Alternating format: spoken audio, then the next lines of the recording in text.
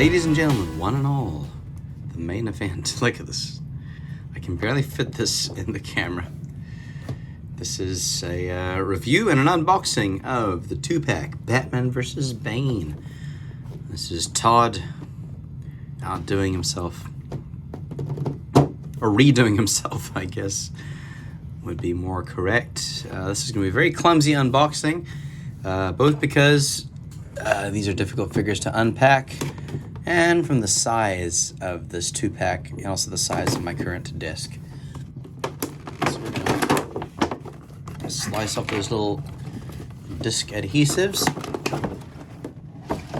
Pull this out. Oh, I can't travel with this, but let's just take a look. That's pretty cool. I feel like that's kind of half-assed. I like the idea. I wish that was drawn better. Let's look at the back of the box. Very cool artwork. I don't know who does that. It looks kind of like Sam Keith. Very cool. And here's the fellas unboxed. So I was blown away today. I went to Toys R Us in Vancouver. Picked up, as you may have seen, my Doc Octopus from Hasbro, which I think I'm going to resell. I'm not happy with that figure. And Penguin, I'm very happy with. And this 2-pack, I've been seeing so much Bane on the figure internet. And although I actually think I prefer the previous issue of this, which is not the classic, Nightfall, Nightsand version, I think that looks better. Oh, that's shiny. I didn't expect that. I didn't expect to have any love for this Batman. We'll see if that shakes out different. Here's the trading card. Same artwork. I love this T-Rex expression right there.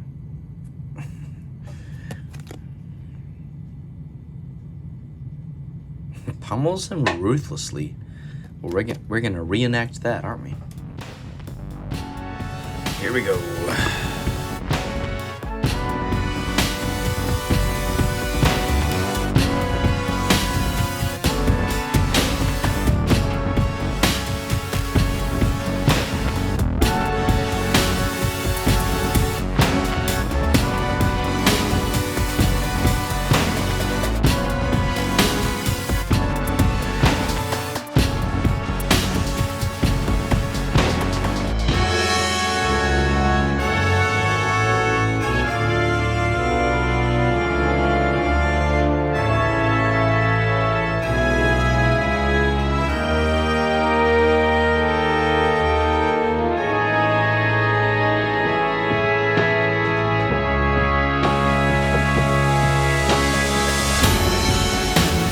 Oh, shit.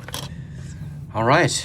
So that was an effort expended, but we know what to expect. I'm not particularly an environmentalist, but these are a pain in the butt. Let me tell you. Let's just sort these accessories out. 2 bases. These are the more traditional kind. I forgot to remark that with the Penguin, there's a silver DC symbol. 2 stands. I don't know if I'll keep them or not. I have so many. And here we have Batman and Bane. Take a look at them. Bane's heavy. Yeah, he's a clunker. And I knew what to expect going in.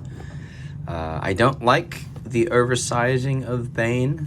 It's already a compromise for me to get into 7-inch scale, and he's just gonna look ridiculously oversized when I find some space on my shelf and he's next to Juggernaut, say the Select Juggernaut, and he's just too big. But I guess you got to take what you get, what you can get. So Bats has a lot of accessories, more hands for my accessory box. People really clamor for the alternate hands, but I was quite happy back in the day for the waffle hands, the hinged hands of Toy Biz Marvel Legends. I'm probably not going to ever change these hands out. See, these suit. They're holding hands and fists. But this Bats, this is not the one I picked this set up for. I also apologize ahead of time. This might be slightly a rushed review. I've been having trouble verifying my YouTube account, and so I have to keep this under 15 minutes. Let's get Batman out of the way here. This looked horrible online, and in person, I feel slightly differently about him. Let's see if this is the exact same body mold as the previous Knight's Hand. I was thinking maybe the arms were slightly different. They seem to stick out more on this figure. Okay. The torso has the same sculpt, yet somehow they've carved out the shoulder section. That's interesting. I wonder why they did that. This may be the sole difference. Okay. Legs, feet, all the same. Okay, now I thought the worst thing about this would be the face. In person, I don't think this is as bad. This isn't really that terrible. I'm surprised. I also thought that the painted on suit tears would look horrible. They're not great, but they're not as horrible as I thought. Some of the shading is quite nice. This is a very bright blue. I'd have to check the source material again. Okay, the symbol is different. We don't have a raised symbol on this. And I don't know why they would do that, why they would differ there. And of course, a major difference is this wired cape. Now, I love that McFarlane, I love that Todd listens to the fans, and there's a lot of people whinging about wired capes as opposed to plastic, but you can't please everybody. And I don't know if this is an improvement on anything. This is a very shiny cape. The posability is kind of nice, but fabrics never look quite right on figures of this size because the weave is always going to be out of proportion with the figure, and look, you can see a seam line. So take it or leave it. I'm probably going to sell this Bats. This is not nearly as bad as I thought it'd be. It's kind of an exciting looking figure. And it definitely has the articulation to get a broken back. Lots of cell shading across the belt. Yeah, definitely not the worst. I would say the worst Batman I have is this guy. I'm gonna resell this for probably $2. Anyway, off to the side, you. We shall be broken shortly. The main event, right here. Bane. This guy is a behemoth. Holy smokes. A big, veiny dude. So, you folks with the original Mega Fig will know better than I what parts have been slightly adjusted or recast. But I do know that these legs are the same because I really like these legs. When I saw the Mega Fig in pictures, I thought these looked badass with the combat boots. I'm just checking articulation right now. It's a bit difficult to get him to rotate out. That just takes some working in. But nice ankle pivots there. Those are nice. Yeah, those are good. The toe joints, the essential toe joints. And I think these are really good knees. McFarlane is kind of inconsistent with his knees, but these go nicely. While I struggle and make struggling noises, but they look good when they're bent. Ow, frickin' hey. That's a lot. Look at that. Very nice silver on the belts. That's great. So up here we have a single waist ball. It's probably enough. I feel like this is where he stops looking as cool as the Mega figure. And I suppose the sculpt could be different because the singlet cuts a lot lower than the harness the Mega figure has. But actually it's the head sculpt, I think, which I don't like as much. Now if I pulled up some source material, I feel like this wouldn't quite match the original artwork.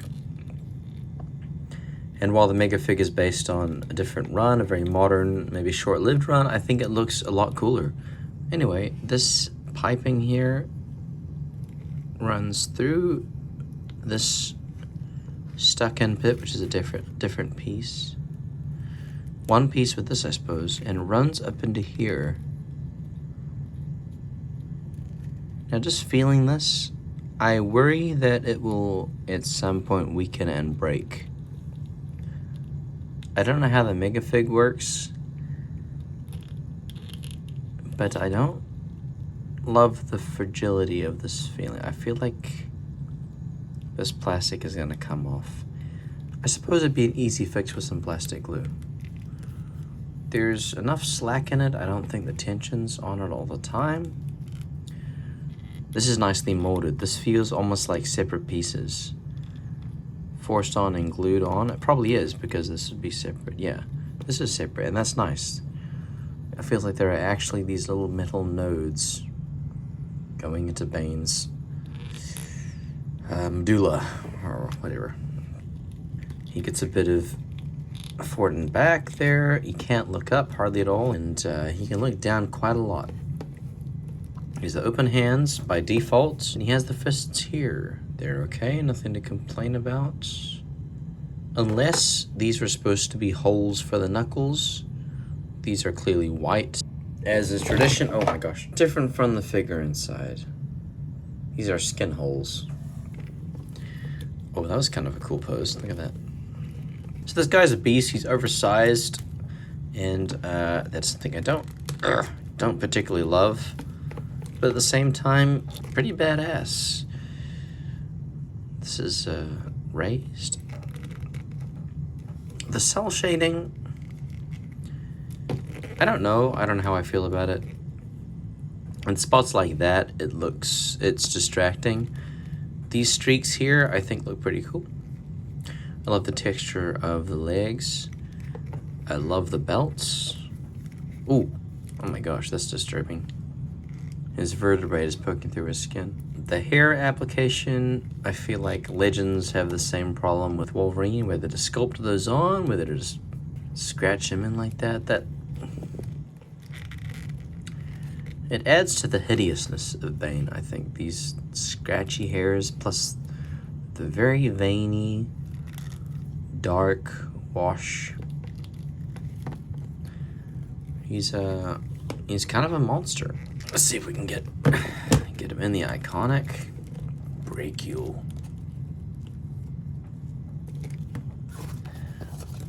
Here's the bat for breaking with the bendy cape. That alone is a justification for a bendy cape on this particular figure, because he is the breaking the back of the bat figure. And there you have it, folks. Oh my gosh. Well, we'll pose him better after this. Alright guys, I'm gonna do some posing and take some photos. Thanks for watching.